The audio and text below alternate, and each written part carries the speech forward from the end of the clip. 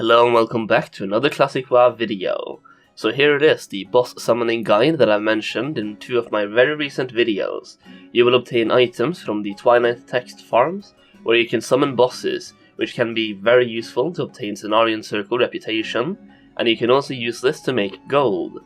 So this video will be a quick guide on what you need to do in order to summon the bosses, how it works, and why you might want to do it.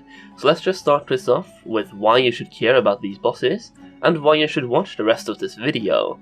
First of all, simply killing the boss rewards a nice chunk of reputation, scaling with the tier of boss you choose to summon. For example, a tier 1 boss will reward 25 reputation, tier 2 will reward 50 reputation, and tier 3 will reward 100 reputation. The higher tier the boss is, the more expensive it will be to summon, and the harder it will be to kill. The bosses themselves also drops nice loot, which you can sell as most of it is bound on equip, and they give items that you can use to turn in for goodie bags and more reputation. Abyssal Scepters are really good to turn in for fat loot, including a goodie bag which contains healing potions, mana potion, nature resistance potion, a random blue item and up to 90 gold in raw gold as well, just from the goodie bag. The reputation is very handy to have due to hand-ins where you can obtain epic items, some of which are best in slot, which I discussed in my Cenarion Circle Reputation guide from a few days ago. Okay, so let's dive into the summoning. Step 1. Farm Twilight Cultists in Silithus. You will need 16 complete Twilight sets and 9 large brilliant shards to get the materials needed to summon the boss that drops the Abyssal Scepter. Step 2. Use 12 Twilight sets to summon 12 Templars from the Lesser Windstones. These are tier 1 bosses. These are, in theory, soloable, but you might want to bring another person just to be safe. You will have 12 Abyssal Crests at the end of your summon, 1 crest per kill. For every boss summon you will need to equip that one piece of Twilight set, and then interact with the Windstone. Your Twilight gear will be consumed when you summon the boss, so make sure to put on your regular gear ASAP before you enter combat.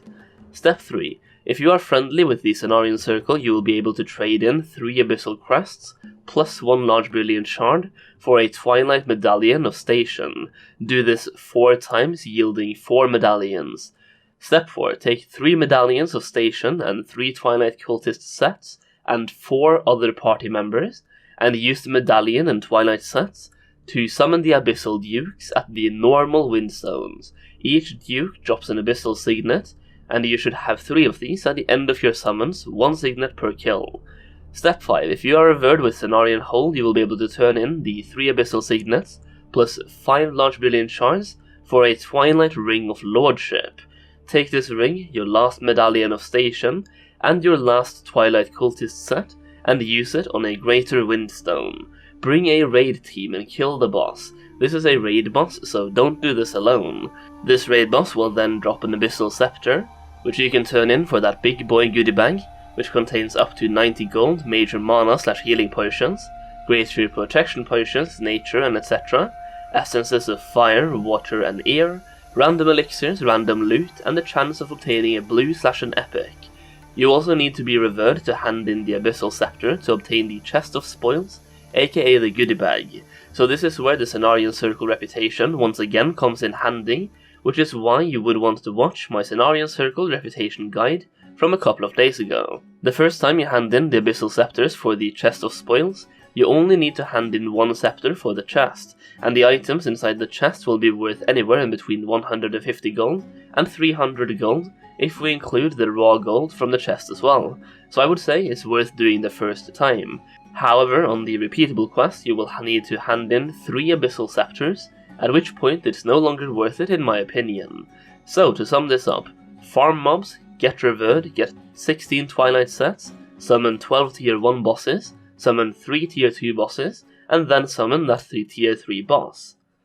There it is, my very quick guide on how to summon the bosses in Silithus. I tried to make this as simple as possible while still getting all of the information across as best as I could, so hopefully this video helped you understand how it all works.